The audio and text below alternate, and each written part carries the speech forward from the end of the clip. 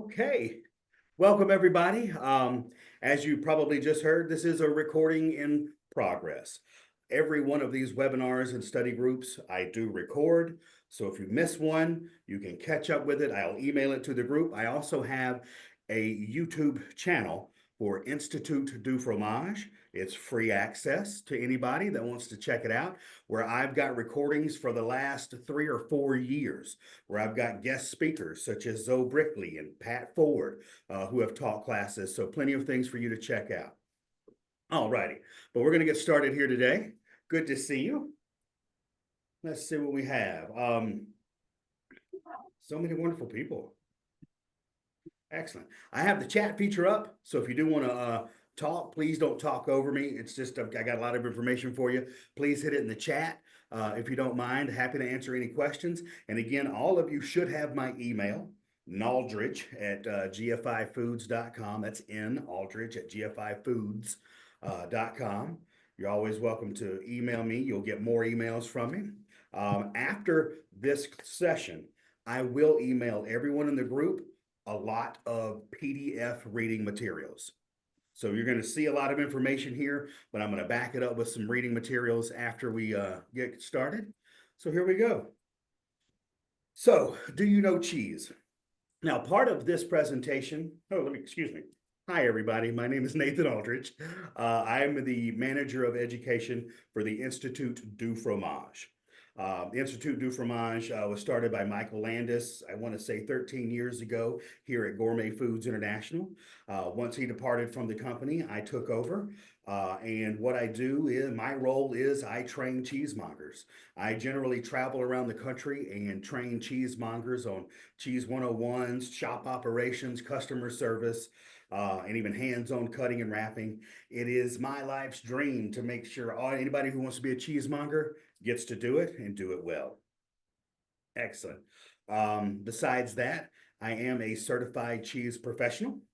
I am a certified cheese sensory evaluator, and I am an IDDBA certified sommelier.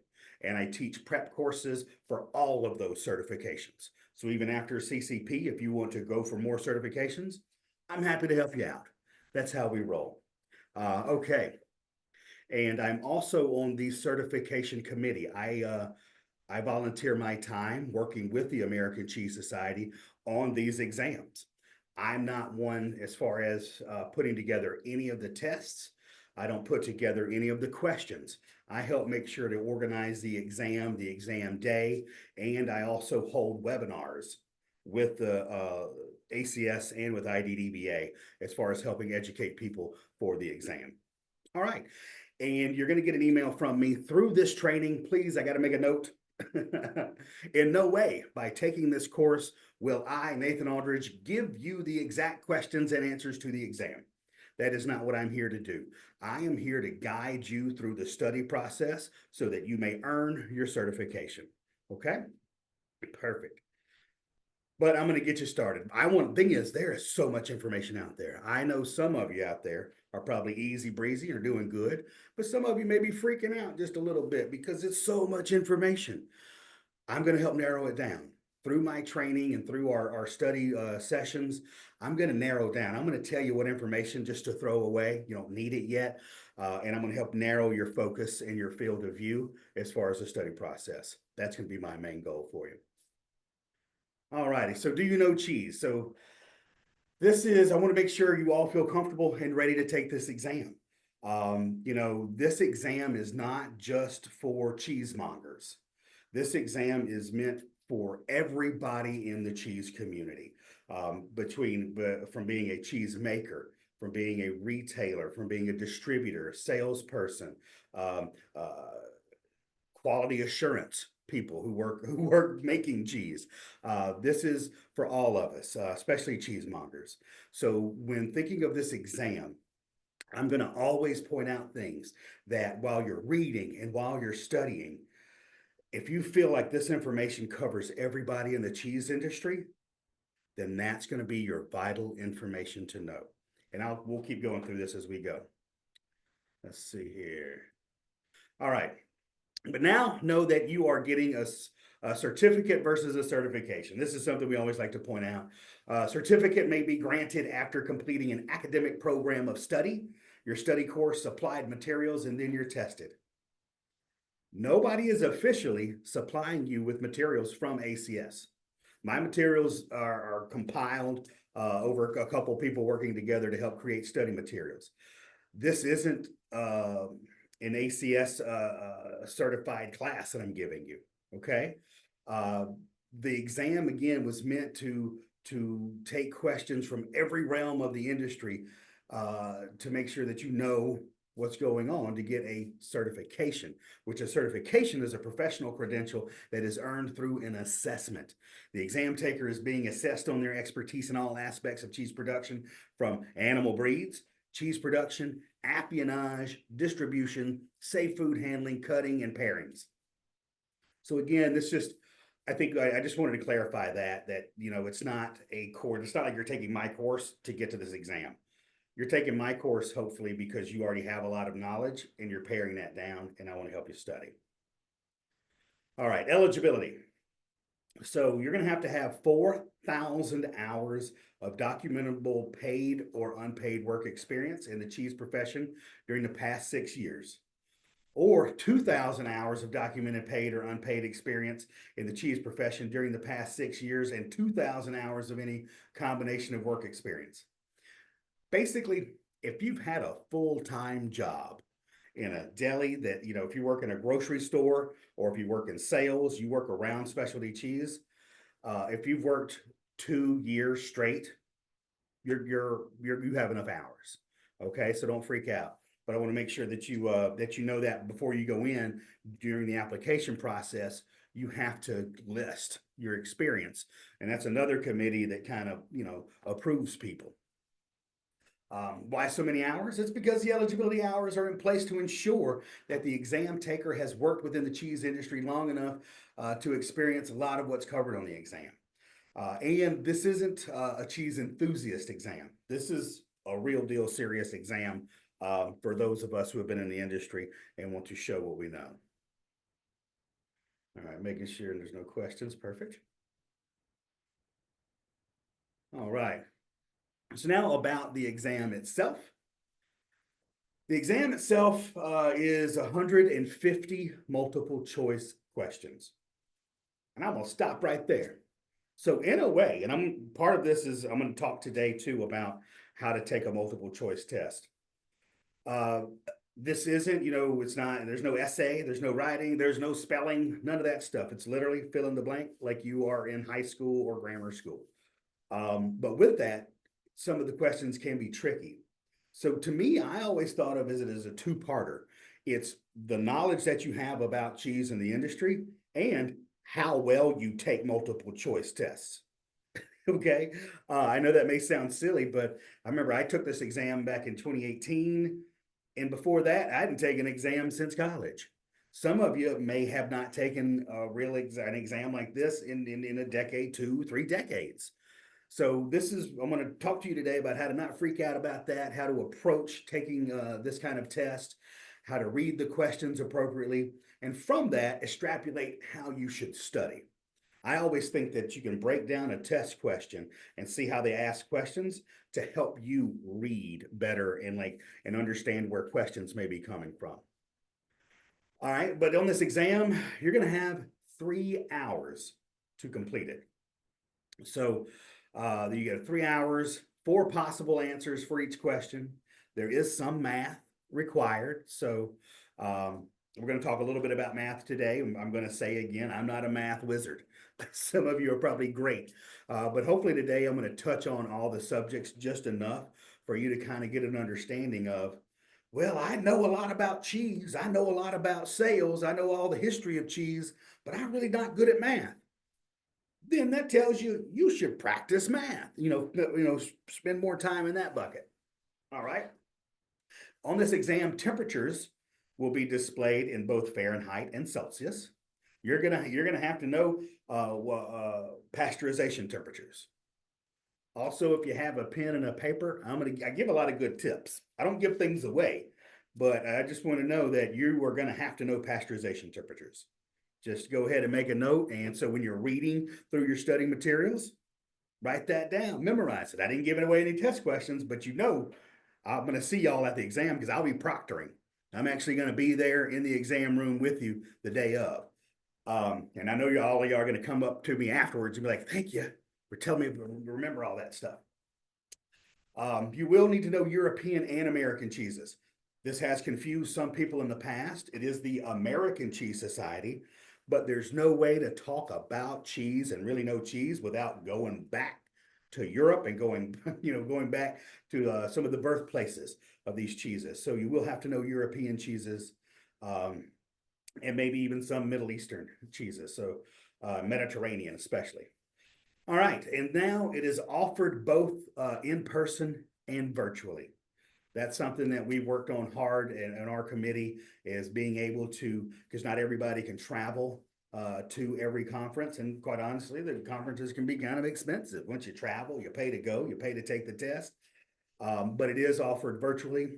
So, and it's the same test, but all the questions are jumbled up and in different orders. So if you take it virtually or in person, you're going to get the same exam. Don't worry. And the exam, of course, is proctored. This is a sense where you'll see volunteers such as myself there to help you. You know, if you have questions, or if sometimes a question may be worded oddly, or you may not understand it, we'll absolutely help you. You know, you may have to get up and go to the bathroom. We'll come escort you. You know, you may break your pencil. Who knows? But they're going to be friendly, fun-loving folks who want you to succeed there just like me. All righty. On the exam day, you are not allowed. So we're going to go through a lot today. I'm going to talk to you about the exam day, study process, what to study, examples of what to study, how to take a multiple choice quiz, and really get you kind of a solid base. The next classes will actually start with hardcore cheese knowledge. Today is a great big overview to get you prepared to apply for the exam and to understand exactly what you're getting into. So when you go into this exam, if you go in on the, if you're in person, you're going to be at the conference on Wednesday. You're going to be going in, and you are going to have to go to a coat check. You cannot take your cell phone. You can't take a PDA. If you have an Apple Watch, I have a old analog watch. I'm an old fella. But if you have an Apple Watch, you can't take that in. Don't even bring it. You know, you won't be able to take any notepads, pens. You can take your jacket, because big ballrooms like that are generally kind of cold. So take your little jacket. You won't even be able to take a bottle of water. We'll get you, there'll be water served in there. So really you're kind of going in with no way to cheat. We don't want you to do that. Nobody's really been caught cheating, and in our group of cheese lovers, we don't want that. There's no sense in that stuff. So please don't try it. Let's see, if you can use any of the above items while in the exam room as the grounds for dismissal for the exam. No warnings will be given. If we see you trying to cheat, you're gone. There's just no sense in that. Also, when you're sitting next to people, you're going to be at tables, and you're going to have an exam. There's going to be somebody sitting next to you. Every exam is ordered differently. You have the exact same questions, but it's ordered differently. So if you leave and look at your neighbor's sheet, you look at your sheet and you try to just write down what they have, it's going to be wrong. So just know your material and take your time. We will have a place to check your personal items prior to entering the exam room. One thing I always like to say as well, there is not an award for being the first person to finish their exam. I know I went to school with a lot of people who love to be the first person to finish everything and get up and show off. Don't worry about it. When I took the exam, I had 15 years of cheese experience when I took the exam, and I was one of the last people to leave, and I was not embarrassed by it. Take your time, work at your pace. Now, to say if you've already answered all the questions and you're good and you go fast, good for you. But nobody's judging you. Don't rush. Take your time. You have a whole 3 hours to do this. All righty. What you're going to need this day, and we'll review a lot of this closer to, so don't worry, I'm just giving you a big overview. You must present a photo identification. You have to have an ID to check in. We got to know it's you, okay? You can have a driver's license, passport, government issued identification, school identification, employee identification. You got to have something that says this is you. We're going to have your name on a list. Your name is going to be on a test packet. We just want to make sure it's you. What you can't bring, what we're not going to take, is gym memberships, warehouse memberships. You can't bring your Costco card, although I keep mine with me all the time. Or identification with signature only. Most of us have a driver's license or passport, so just make sure you have that with you. Okay, you can bring your wallet in. Any questions so far? Everybody having a great time? Don't worry, it gets better. All righty. Post-exam day. After you take the exam, this is what's going to happen. Certified cheese professionals will be announced in September. And I'm not going to lie, oh goodness, what a stressful little time. You're like, all right, I've taken this exam in July and I'm going to sit and wait until September to find out. Yes, it takes a minute.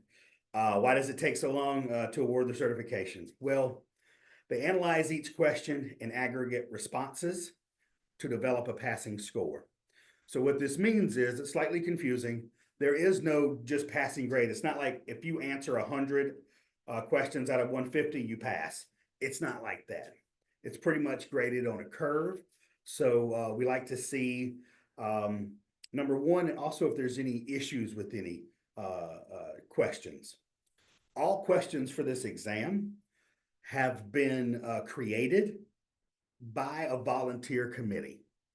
All right. So, and then of course, all the questions are worked. We do work with a professional exam service to help, finalize the questions and things like that. But just know that these questions are written by people. This is not AI generated stuff. This is written by people who have been in the industry for many years, who work together, really volunteer their time. So some questions could sound weird. I remember one question was on my test was on there twice. Mistakes happen. We are human beings. So from all that, we like to see what areas, so if everybody missed one question because it was worded wrong, they'll throw that question out and it won't count against you. Okay. So don't freak out. Just do the best you can. And let's see, just so you know, the way I started when I took my exam is and this is me personally. Again, I'm telling you everything I do personally. You may learn and act differently. That's fine. Somebody else may tell you how to do it. I'm just giving my personal experience. When I sat down, I went through the entire exam and I tried to answer everything I knew immediately. So if I went to question one and I knew it immediately, I circled it. You get a piece of paper with the actual test questions on it, and you get a separate bubble in page. I left my bubble page to the side and I just worked off the question page. And if I knew it immediately, I answered it. If I didn't know it immediately, I just skipped it. And what it told me was I think it was right around 60, 65 questions. I was like, yeah, I got this. So that left almost 100 questions that I were like a little bit iffy about. And that allowed me time to spend a little bit more time on those iffy questions to try to go through to extrapolate the best answer. And then once I had all that, then I filled in my bubble sheet very last. And that probably slowed me down. And that may be one of the reasons I was the last one out. But they don't start serving booze at the party till after the test is over anyway. So you might as well stay in there if you want to. But once you do pass, once you go through there and you do a great job, you're going to get a lapel pin and a patch for your jacket. Oh man, I've got my training shirt. I don't have it on now, but I've got all my patches on there. I love it. And you can put it on whatever you want to. At the conference, they also will sell extra badges. If you want to make a hat, make a shirt, do whatever you want, right? You'll be included on the database of CCPs. You'll get an email logo that you can put on your signature of your email.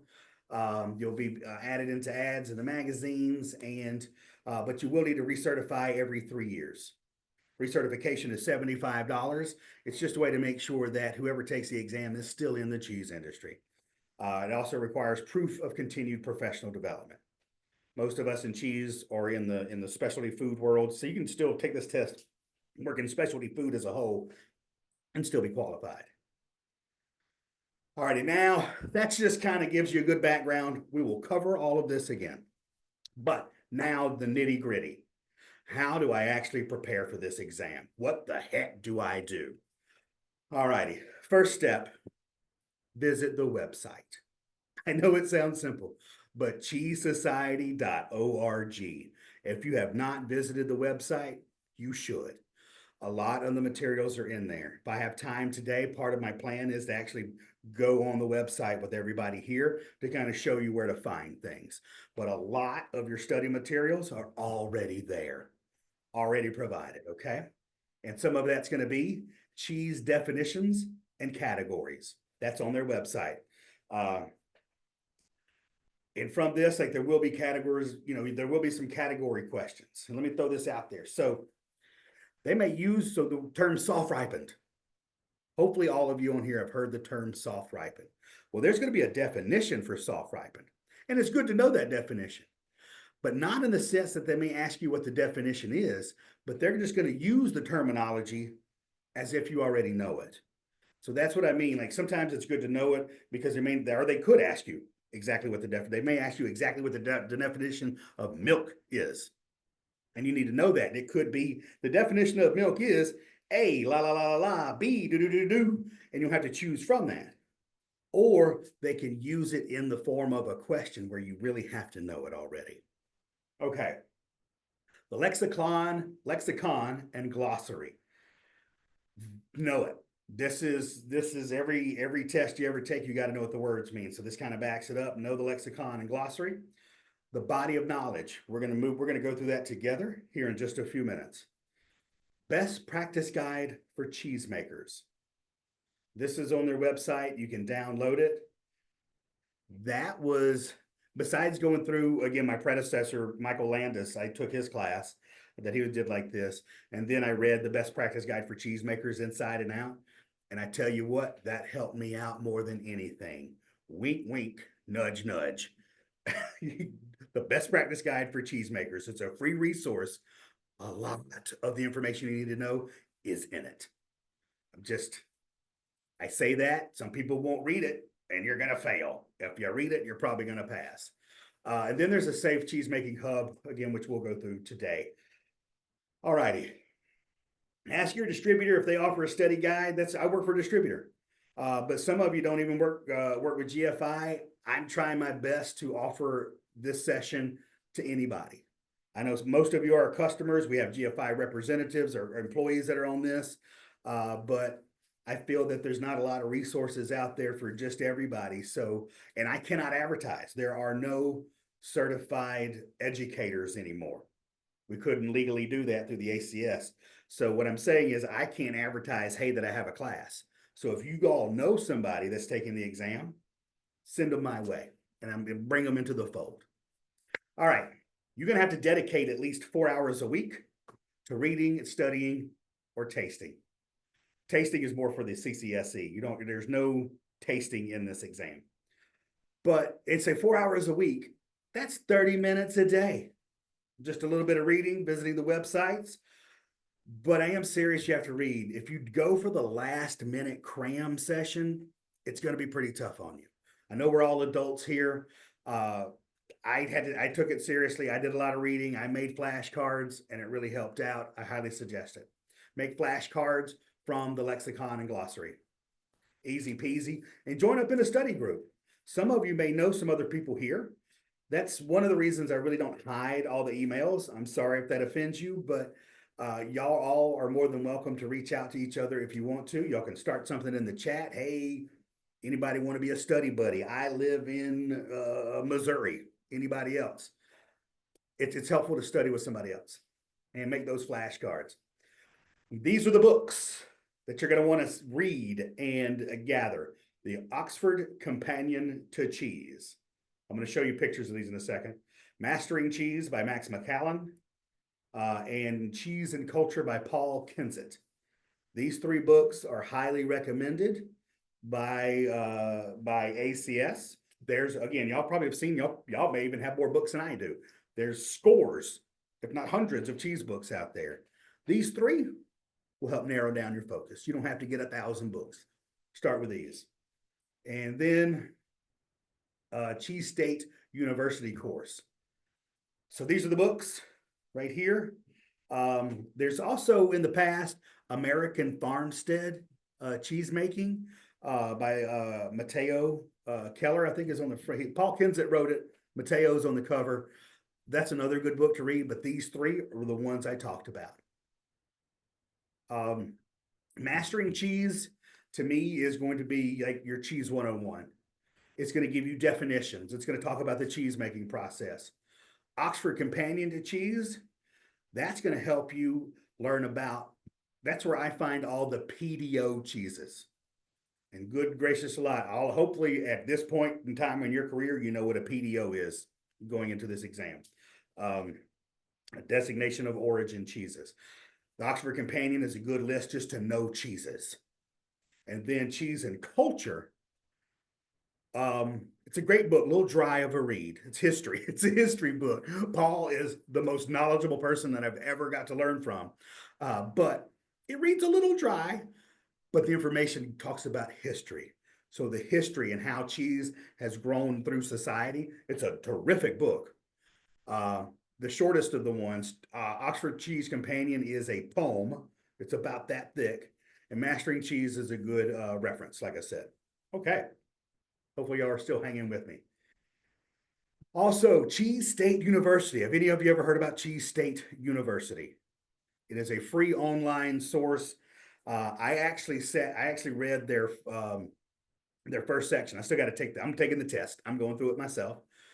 But I tell you what, just doing the reading before the first exam, I was like, that was on the exam, that was on the exam, that was on the exam. This is free for you. Don't just use me. I'm not always just plugging myself. Cheese State University, 2 thumbs up. It's a good exercise, good concise reading, and you can go through the test taking process, which gives you practice. Highly recommend. Do it, do it, do it. Plus you get swag. Oh, you can't see it on my camera. That sucks. But you get little booklets and things like that. Also, this is a good time to make a plug. The day before the exam in Sacramento, I will be hosting, along with Molly Brown and Cheese State University. So IDF and Cheese State University together, we will be putting on a day before the exam, all-day study session. So if any of you, before you buy your plane tickets, I'm telling you as early as I can, you are months and months and months ahead, and I will send it through an email. But the day before at the conference hotel, I don't know what it is yet, probably a Hilton, one of those big hotels, but we're going to have get one of those little ballrooms, meeting rooms, and we're going to invite cheesemakers. So you're going to hear not just from me, and you're going to hear from me and Molly, but we're going to bring in cheesemakers to give you a deep dive as well. It's kind of a refresher, and it's a good way for everybody to be together. It's free, okay? This is something where we work together to do this. Will people be able to take the test online, have some sort of, my goal, Alex, beautiful question. I'm going to work my best to film it, to do like a live, like a YouTube live. I'm going to start practicing on that now to see what I can do. So it is my goal. Yes. So it would be something you would have to like still clear. And if for that, you may have to clear your day before. You may have to like look at your schedule and say whether you got to take a day off or work your schedule around. So that is your day off of the week. So that Tuesday. But yes, do you know how the online test will be organized since it won't be pen and paper? Absolutely. Absolutely. Thank you for these questions. So the online test is you're going to have an updated computer, number one. And by that, you're going to have and I'm on the written committee. We have a virtual like subcommittee, but you're going to have download some software. There is a test taking software to download. You will have to have a camera that's operational on your computer as well as a microphone. And that software ties in with it. So software is going to be working through your camera. What they do is they make sure you're not cheating. It's called a proctoring software. And what it does is it tests. I'm going to see if you can, it tests if your eyes like keep darting out. So like you can't have a book off to the side and you're sitting there like reading the book and then going back to the exam and reading the book. It'll see if you're doing that. And then the system goes through and you just kind of take the exam the same way you would. You get this exam again, the same exam, but all the questions are in different orders from everybody.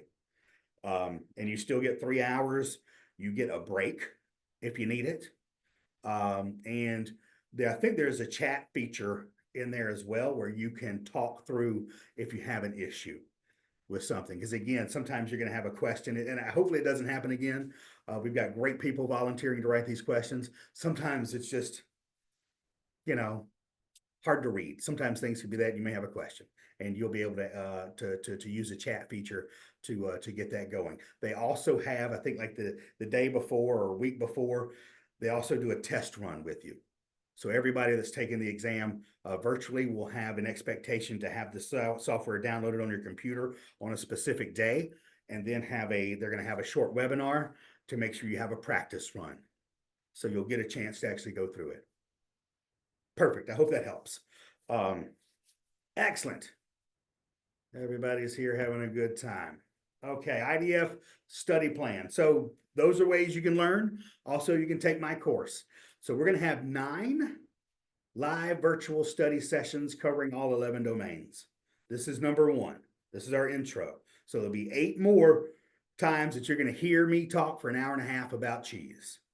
I try to get it every 3 weeks. I still have to travel and do my job that I get paid for. So sometimes I will have to move a date. I try to have them on Fridays. As I see, that's generally when people travel the least. That's when I travel the least, quite honestly. So that's when I have to have it. Sometimes I will have to move a day around. I apologize. There's no way for me in my work schedule to have something every single 3 weeks.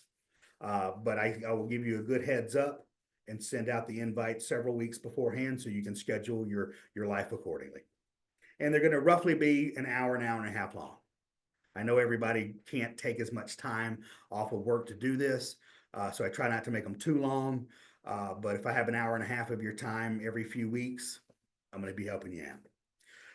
So what I'm going to send you later today, after this call, all of you on here that I have your email, I will be sending you digital copies of everything I just pointed out.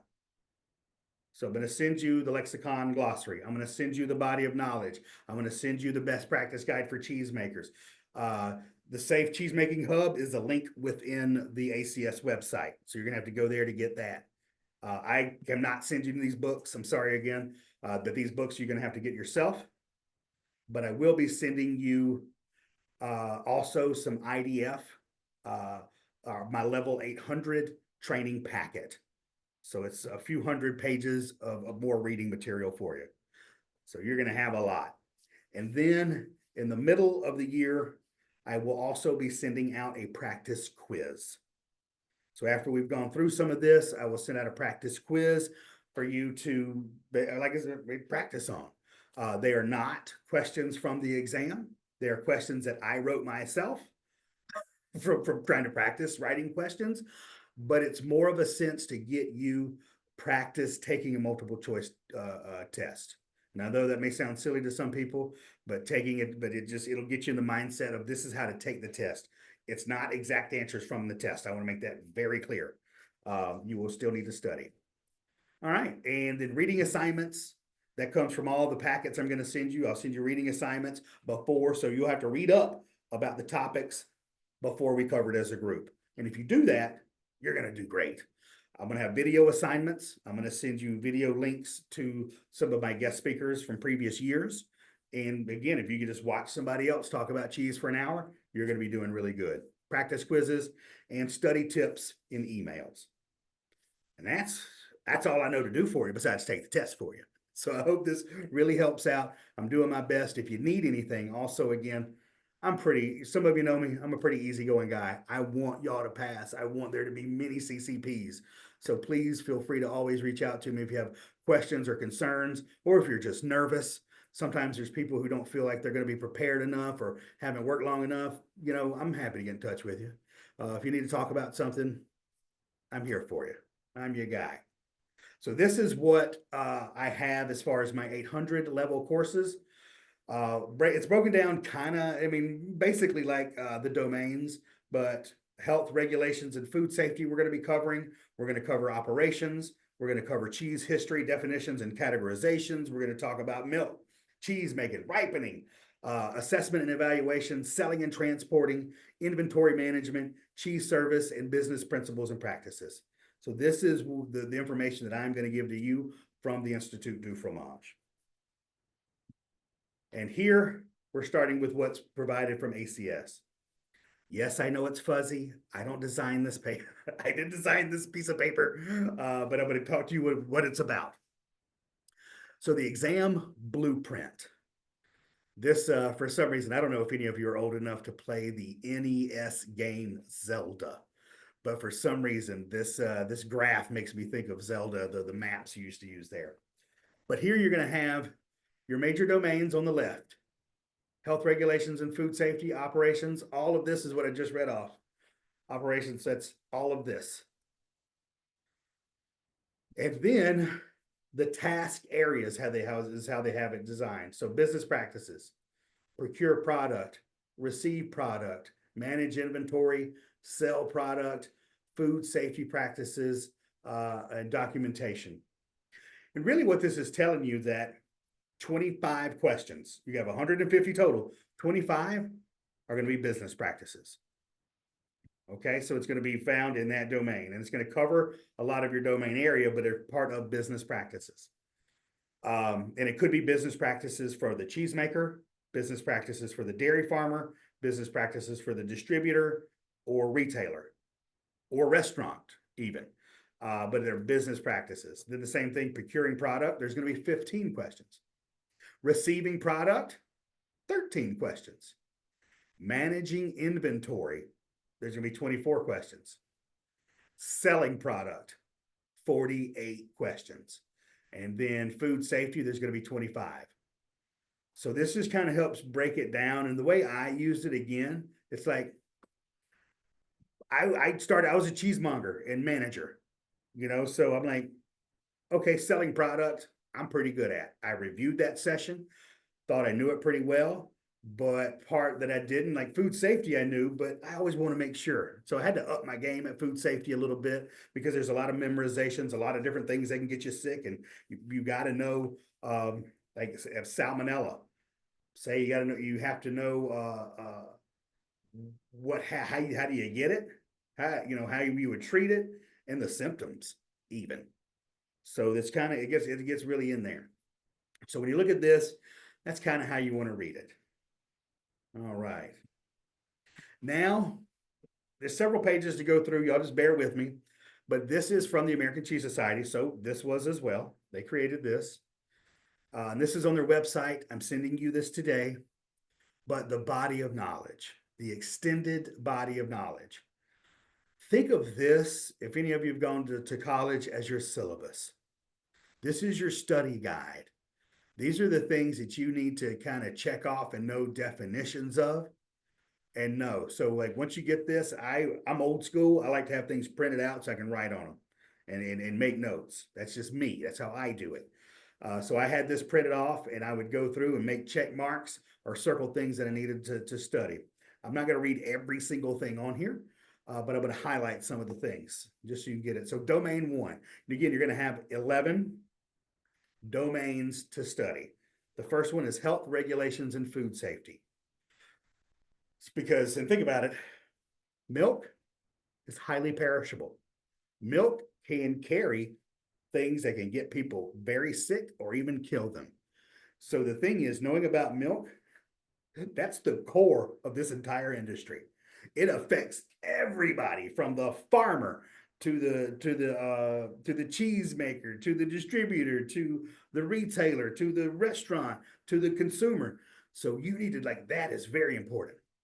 All right. So milk, you need to know the definition of. You need to know how cheese is made, cultured dairy products, nutrition. You are not going to have to cite fat content in things. Don't worry about that. You will have some math where you have to pull out, fat and dry matter, but it's more important to know the definition of milk, how milk is treated. What is the difference between raw milk versus pasteurized milk? And again, what are the temperatures for pasteurizing? What are the different levels? There's what is it? High temperature, short time pasteurization. There's ultra pasteurization. You're going to need to know every one of those. Okay. Health concerns, lactose intolerance. Do you think that lactose intolerance is a big deal in the cheese world? Yes.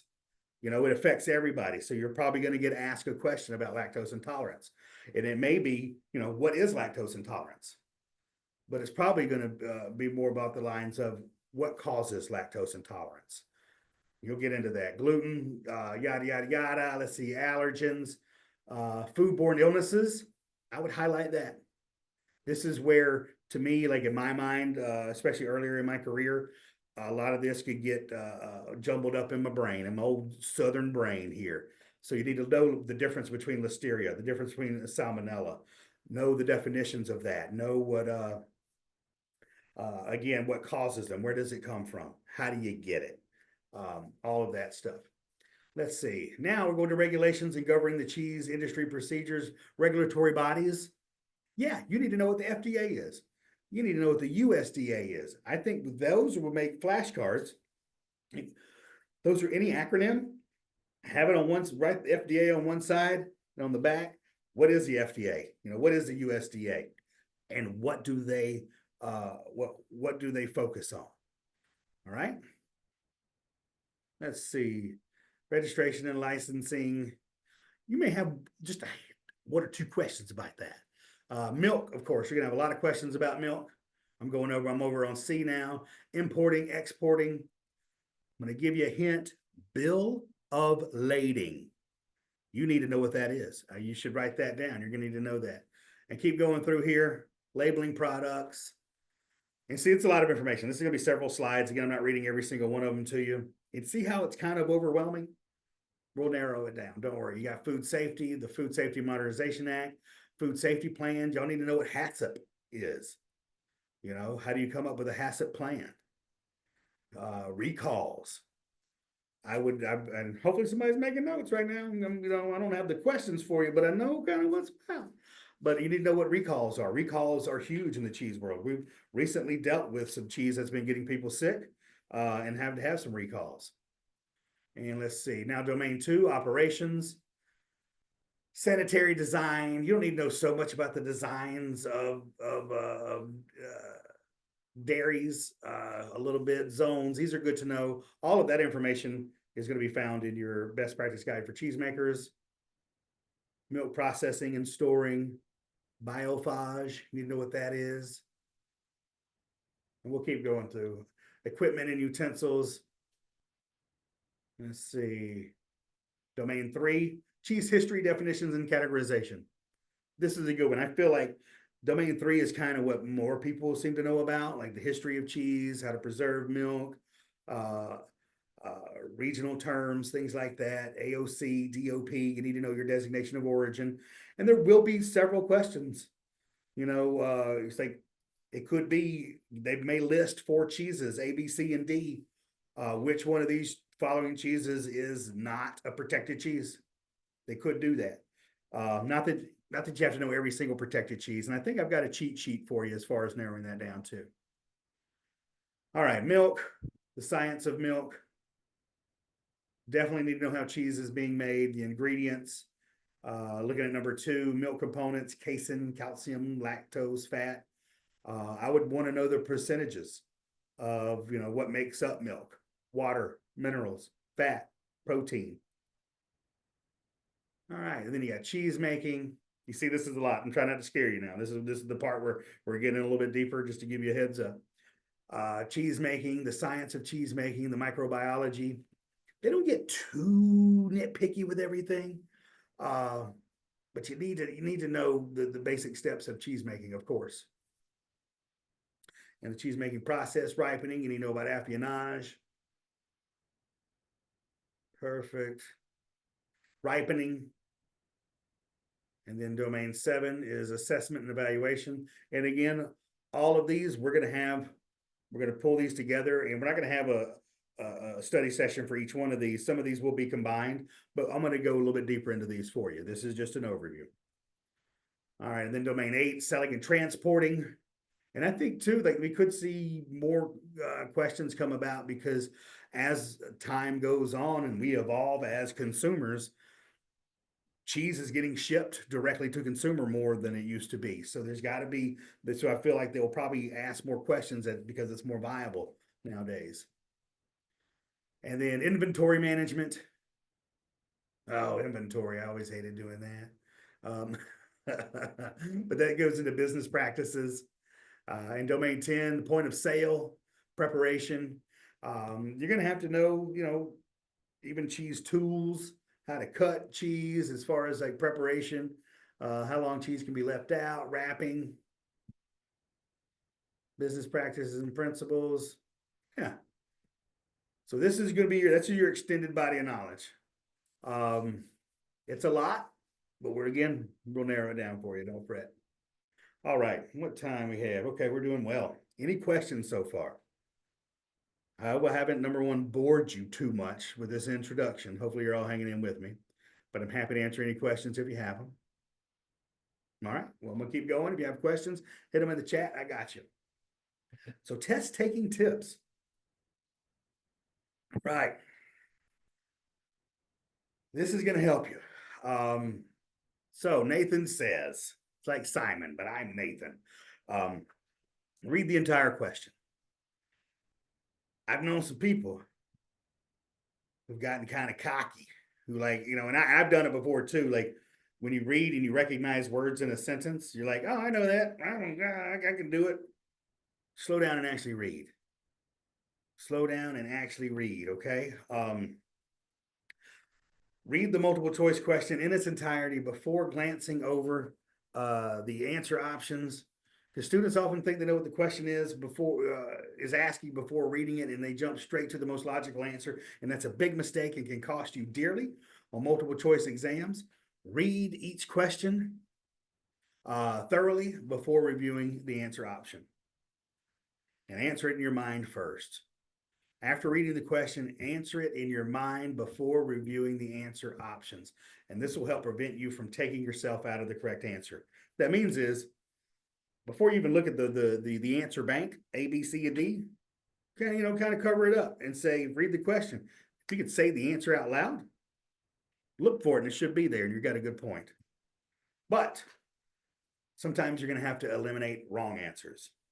Eliminate answer options which you're 100% sure are incorrect. And that's what I did when I went back when taking the exam.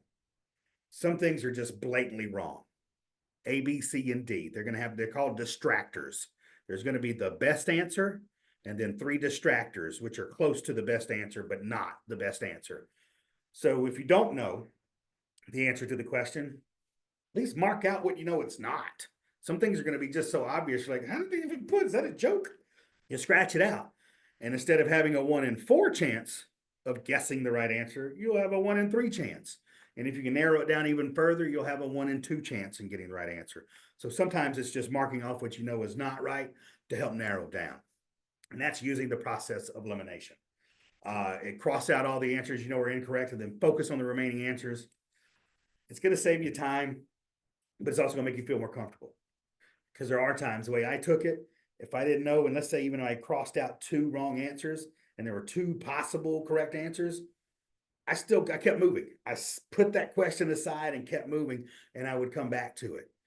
One thing that slows people down, if you get hung up on one question and you waste 10 minutes on one question, you're wasting too much time. You got to keep moving. All right, select the best answer. It's important to select the best answer to the question being asked, not just the answer that seems correct. Often many of the answers seem correct, but there's typically a best answer to the question that your professors are looking for, or this test is looking for. And then, of course, read every option. Read every answer option prior to choosing the final answer. And this is going to seem like a no-brainer, but it's a common mistake that a lot of people make. And as we pointed out, there's going to be usually the best answer to every multiple choice question.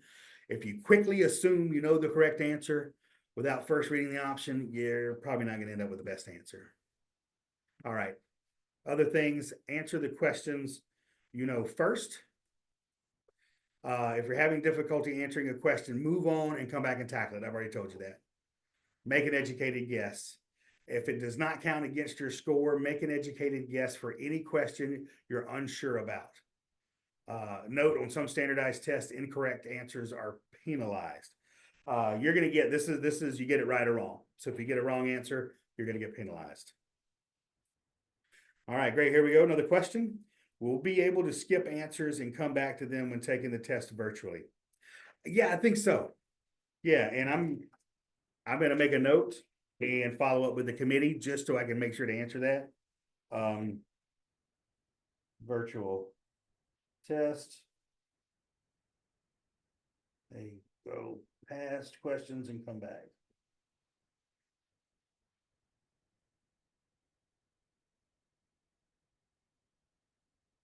Sorry for the delay, but I want to make a note. I will find out 100%, but I'm pretty sure, yes, that you'll be able to like hit the back button and go back. Good question. Thank you. All righty, we're continuing on tips. Pay attention to these words. Pay particular attention to the words not, sometimes, always, and never. Those are the words that can kind of trip you up. An answer that includes always must be irrefutable. And if you can find a single counterexample, then the answer is not correct. The same holds true of the word never. If an answer option includes never a single counterpoint example, will indicate the answer is not correct. And it's usually best to stick with your first choice, but not always. That's probably the least helpful information I'm ever going to give you. It's like, it's good to go with your first choice, but maybe not. But also you got a good gut feeling. That's why you try to answer it in your head first. If you can answer it in your head first and then go down and look at the answers, it's going to really help you out. All right. All of this, see, will virtual test takers be allowed pen and paper? I've been told by CCPs to write down formulas. I memorize quickly on the exam once I get the test. Virtual takers can have paper for formulas. That I don't know. I will find out, Brooke. I will, or Melissa, excuse me, I'll find out. Think long, think wrong. I like that, Brooke. I like it. Yes, think long, think wrong. You could be talking yourself out of it. Again, try to answer it in your head first, and then go through. But if you spend too long on one question, you're done. All of the above, none of the above, or all of the below. I think they try to minimize those types of questions. I don't believe there's any true or false. I think it's all multiple choice between 4 answers. When there are seemingly 2 correct answers in a multiple choice question with all of the above option, then it's probably the correct choice. And we're going to go do a couple practice ones. Give me 1 second. Place your bet on the positive option. In most cases, a positive option is probably true if there's also a negative one. The more information, the better. More often than not, the correct answer usually contains more information than the other options. This is good to know if you have to guess. And this isn't, I got these tips from general test taking, not from this specific test. All right, here we go. So we're going to have a practice question right now. This was actually sent out by ACS. I didn't write this. When receiving époisse cheese, what visual aspects should you inspect to ensure the quality of the cheese? Number 1, what do we have to know? The first thing you got to know is, do you know what époisse is? Like, that's the first thing. I know that sounds silly, but like, okay. So époisse, you got to know what époisse is. You got to get that picture into your head. If you don't know what that cheese is, you're gone. Époisse, probably more époisse. I call it époisse. It's a very famous cheese. It is a protected cheese. This is a wash rind cheese from France. This is one that is so stinky. Supposedly, it has been banned to carry on French public transportation. So, like, if you know that, if you've read the book, your book of cheese and gone through your protected cheeses and read little tips like that, all right, this is a stinker. Then think, okay, what are characteristics of wash rind cheeses? Well, I know it's going to probably have to have an orange rind, right? That's just a good giveaway. Okay, so I know it pois, so I know it's creamy. It comes in a box. It's got a round wooden box. It's about 8 ounces. It's got a little plastic cover to it, and it's in like a little cupcake, little piece of paper, and it's sold as an entire piece, and it is a protected cheese. In my mind, you have to come to that quickly. I know that. So let's see. Is it free of dust mites or cracking?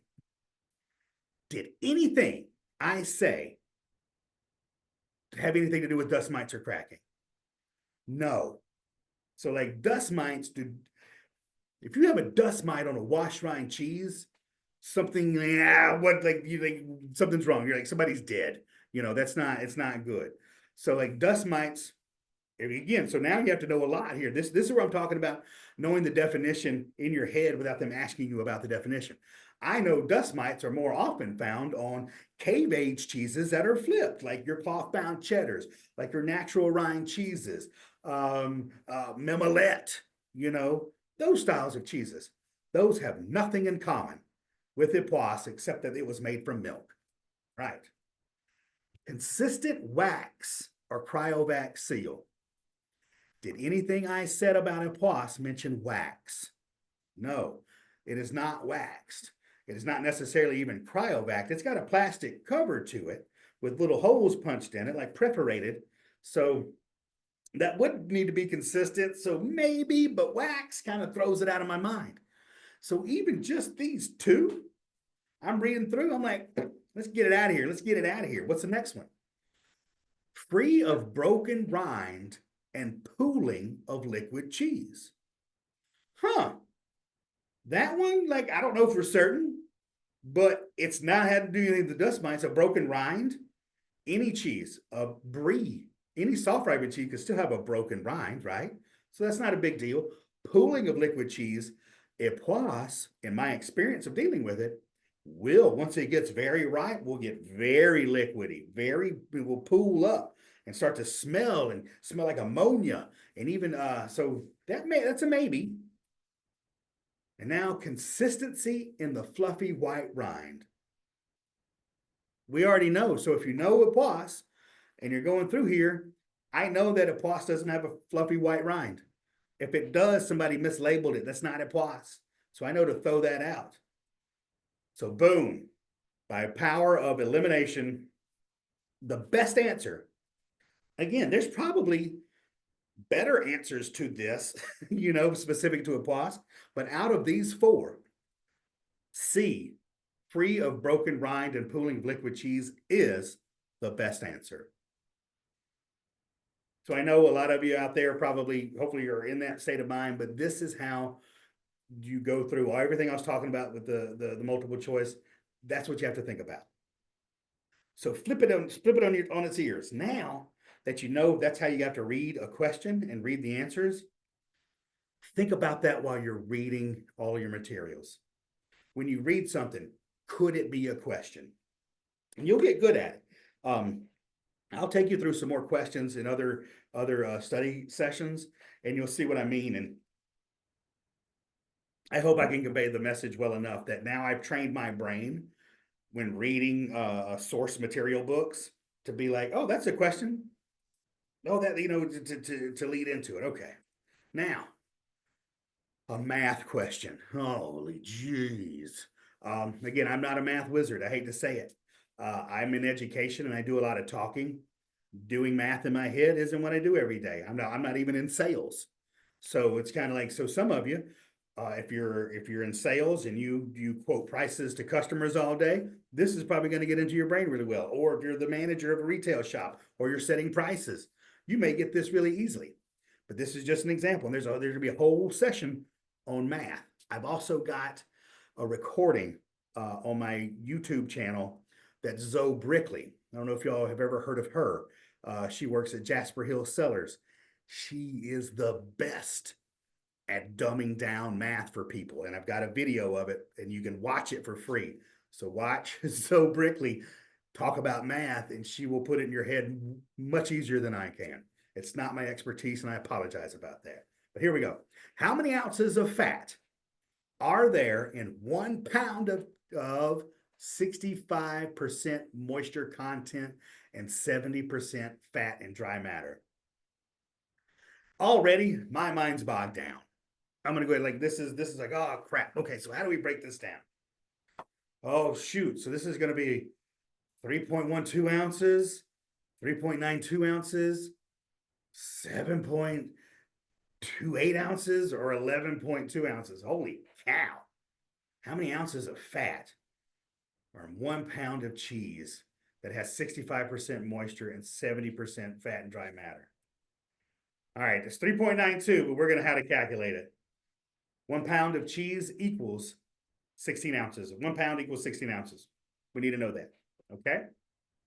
0.65, so the moisture. So anytime you have a percentage, you go and you put 2 decimal places in front of it. So 65% is 0.65. All right, so 65 moisture equals 35.35 in dry matter because you want to equal up to 100. If you got 0.65, 0.35 added to it equals 100. That gives you a whole total of 100. So 16 ounces times 0.35 times 0.70 equals 3.92. I want to tell you, they may change this. Again, I'm not on the test writing committee, but they change 15 to 30 questions a year.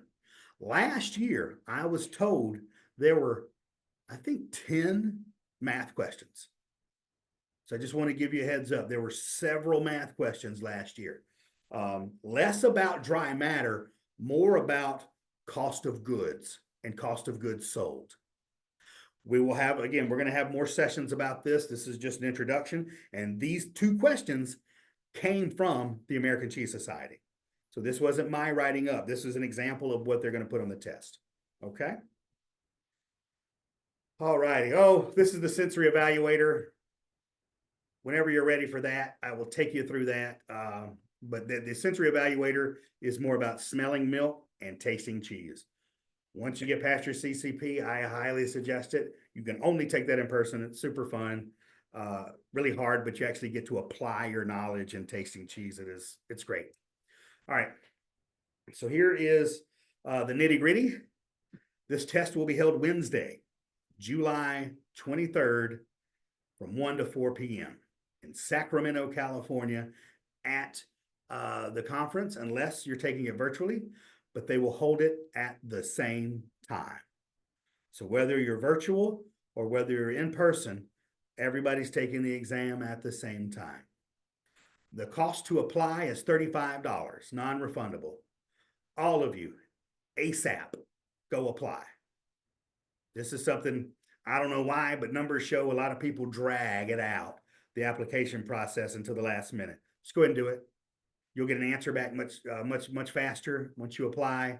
You got to do it. It's non-refundable. I'm just a study guide. I do not sign anybody up for the exam. I do not pay for anybody to go for the exam. Go through it. The cost of the exam is $500. So it's $650 for non-ACS members. There are some scholarships available. That's located also on their website. So again, if I were y'all and you wanted just to continue with Wire in the Mindset after you leave me today, go to their website, explore it. There are scholarships if you need it. Some of you work for companies that are sending you. Where do you apply? We're getting there. You go to cheesesociety.org. cheesesociety.org. And I'll have a few minutes after this presentation and I'm going to go to the website with you. Okay. But go ahead and do that application and that'll get you there. On occasion, the test has filled up. We've rented a space at a convention center that can only hold so many bodies. So if you're going in person, virtually, I don't think we're going to have a lockout. So, but go ahead and do it. Exam fee is due in full by May 15th. We will not allow you to sit for the exam if you do not pay for your exam. If you do not pay for it by May 15th, there is no grace period.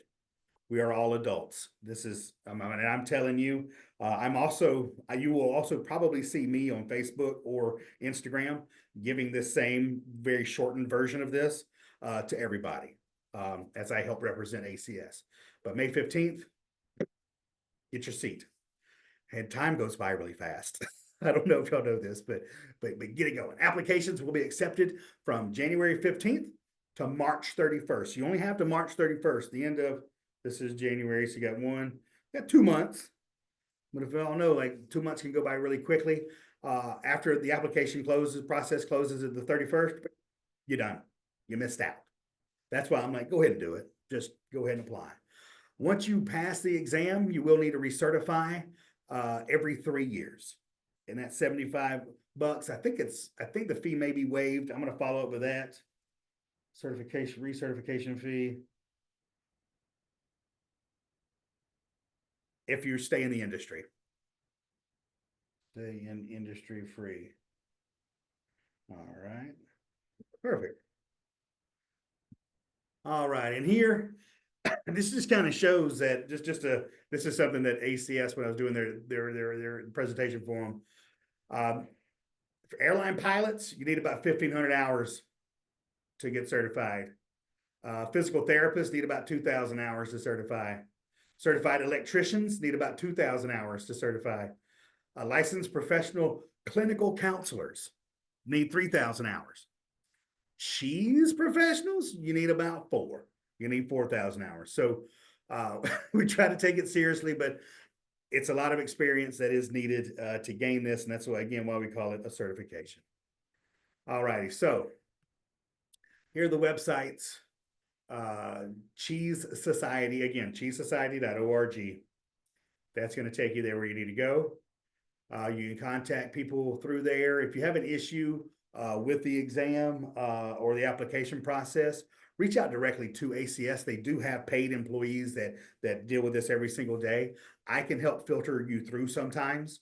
So if you have a problem of not being able to get in touch with somebody from ACS, I'm happy to help. But don't come to me first for ACS issues. But I can help if absolutely needed. And this is my email address again, Naldridge. So Nathan Aldridge, Naldridge at gfifoods.com. I am happy to help any way I can. All righty. Let me get reset. 1 second. I want to share this screen. All right. Has everybody seen the best practice guide for cheesemakers? Perfect. Okay. So this is something, these are more study materials that are found on the website. But since I'm a nice guy and I'm going to keep it organized for you, I'm going to email this to you in PDF form. So I'm going to look you all in the eye. I studied this inside and out, and it helped me out more than any study materials out there. Just wink, wink, read this. Go for it. I'm going to do a lot of wink, wink, nudge, nudges, chip, chip, Cheerios. And when I do that, just know that means it's going to be on the test in some form or fashion. I can't tell you in what fashion, but I'm like, you're going to need to know that. You're going to get asked about it in some way. So please take those little notes. But this is, it's very comprehensive. This is for cheesemakers, but, so it's got, on-farm milk production. Come on. Let me get in the right spot. Sorry. There we go. Milk production. Here we go. Just the first thing. I'm reading through here and I see something that is italicized and called out from the rest of the text. That means I think it's important somehow. Milk is a lacteal secretion, practically free of colostrum, obtained by the complete milking of one or more healthy cows, goats, sheep, water buffalo, and or other hooved animals. That is your definition of milk. Do you think that's important? Absolutely. So I know this sounds silly, but like once you come across, and that's what I mean, like you'll be reading through here and it's like, that's the definition of milk. Is milk important to the cheese industry? to everybody. Yes, it's the foundation. So you need to know that. That is going to be on there. So when you're reading it though, there's another word, practically free of colostrum. So I'm reading one sentence and I'm seeing two questions. What is the definition of milk? Or it could be the definition of milk is, and they could give you three wrong definitions and one right definition. But also colostrum, if it's in the definition of milk, then to me that is important. I would want to know what colostrum is. That's the first milking of the animal. That's what's got all the good bacteria and what the babies need, that very first one. So like one sentence, I saw two questions. And hopefully that makes sense to you. I know it sounds silly, but when I read through it, that's how I do it. I'm like, okay, perfect. Or if I'm reading through something and I'm like, well, I don't know what colostrum is, write a note and look it up, and that'll get you past it. So that's how I read this whole document. And I've got it, again, I'm old, so I printed it out. I paid for it to be printed, and I got a highlighter, old school, and was highlighting stuff. All right. And that is, but look up here, the pasteurization milk ordinance defines milk as.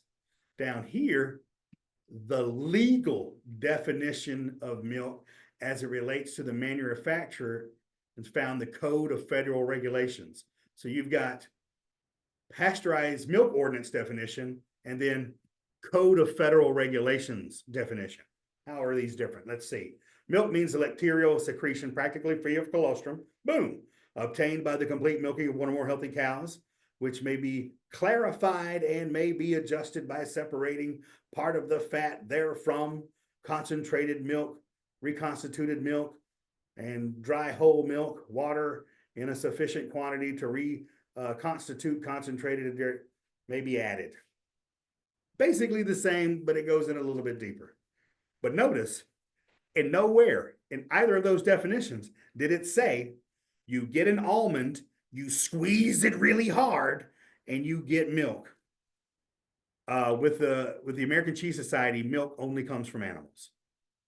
No matter if you believe definition or not, there are no nut juices included in milk definition for ACS. Hopefully you heard that. So I don't think they'll try to trick you with that, but being involved with the ACS, I also stand by that. Okay.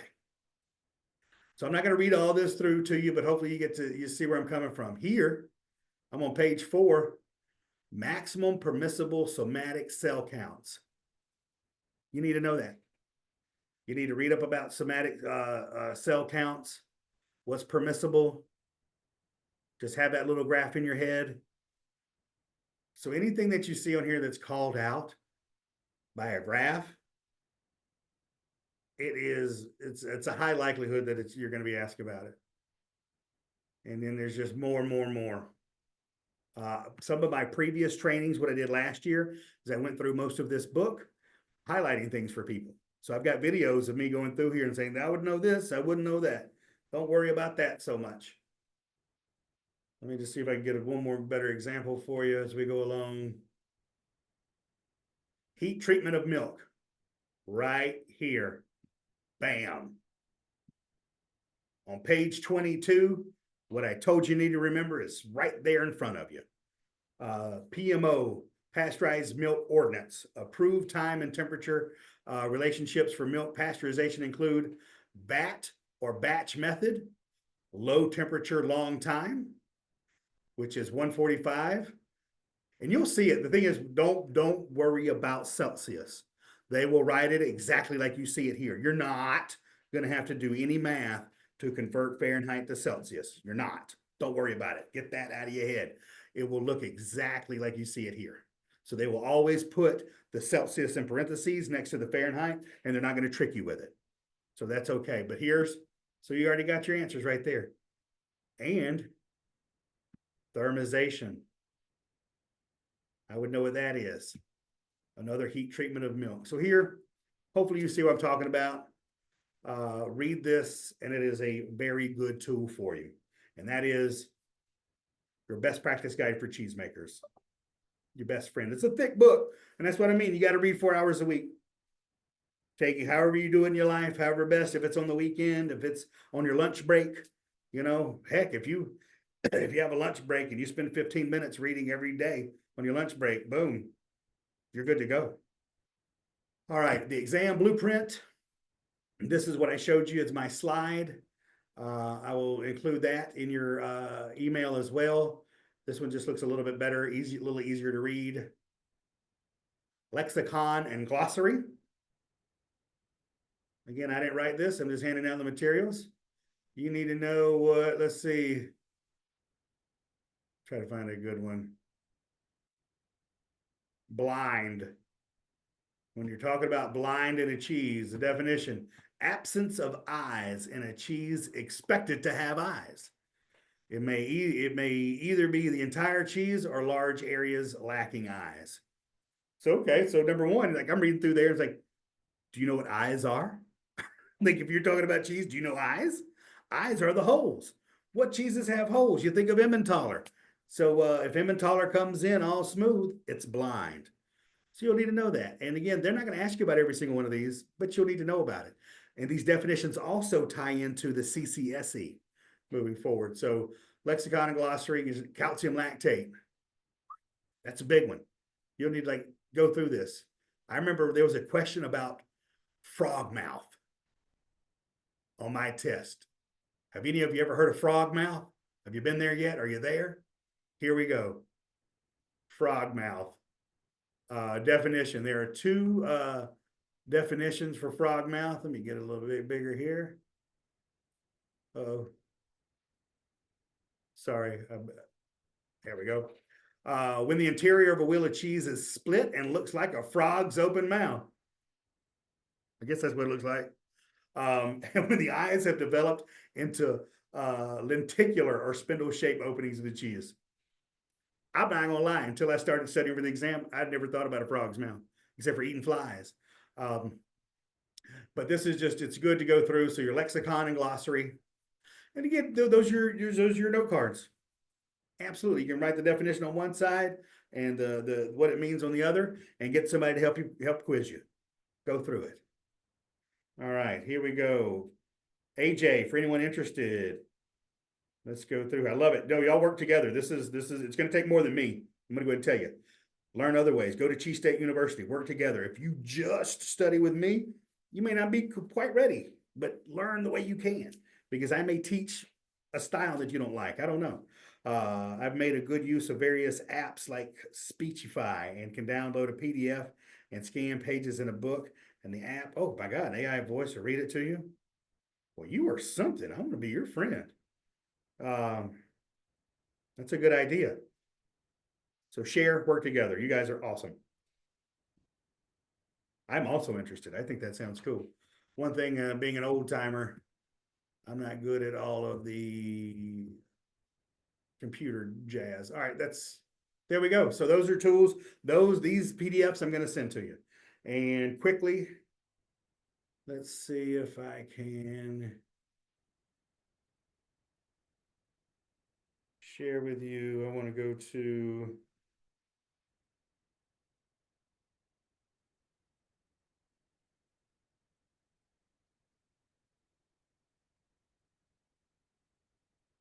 see, I just said I wasn't good at stuff. I was trying to show you the website.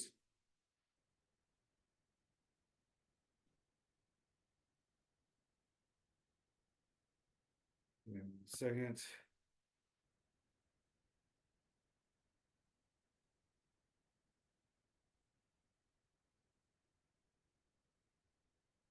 Now, are we seeing the website?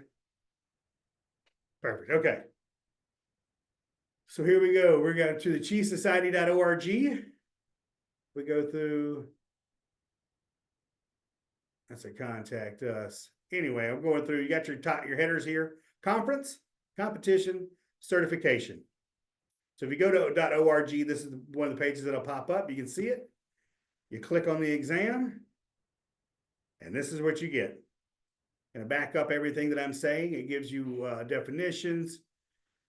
Here we go. This is where you apply.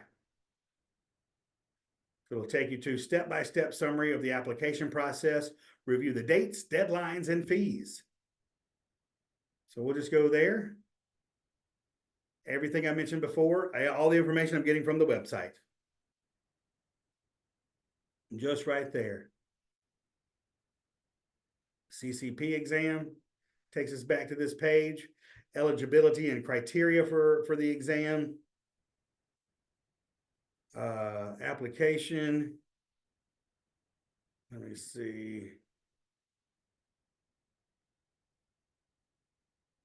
Here we go. Apply here. So you go, just all you have to do is go to the CCP page and go down to the bottom, apply here, and then they'll have another video for you explaining it. So explore, and then if you keep going down, you'll see what I handed out to you. The exam blueprint that I showed you is all right here.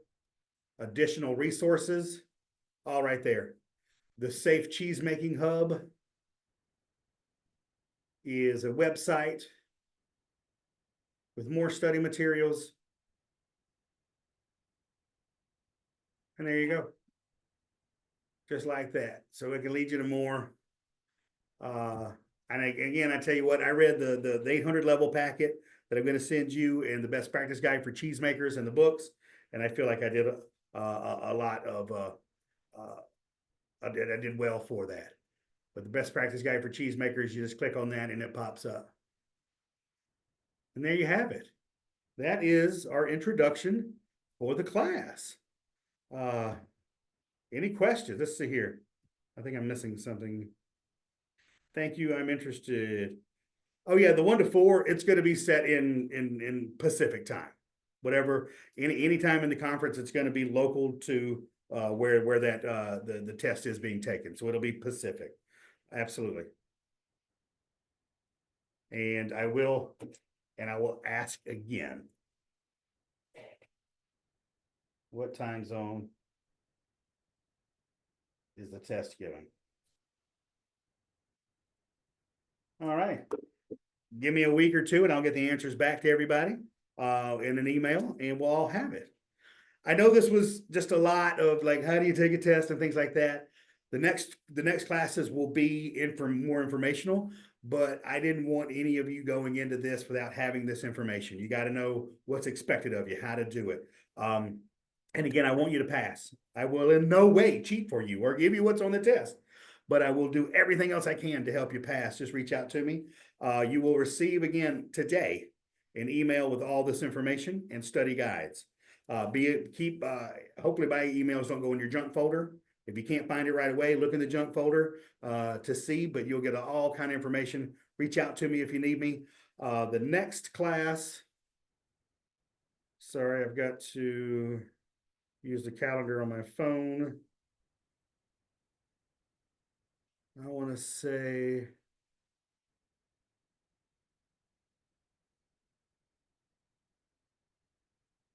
I'm not reading it very well. It'll be in February.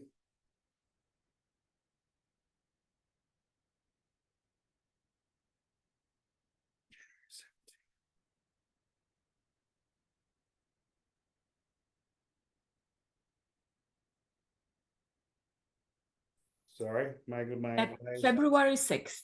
There you go. Thank you. I'm kind of trying to see everything in the world. It's hard. Yes. February 6th. And again, I'm sorry, sometimes they will move. I try to keep them on Fridays, but sometimes I have things going on in my life that will have to change a day. And if I do have to change something up, I'll try to give you a big heads up. My goal is to give you just a big, so you can plan it in the future. I appreciate you guys. You all are the best. Y'all know the answers before I do about the timing. You're amazing. I wish you all the best. I hope you have a lovely weekend, and I will see you all in the near future. Farewell.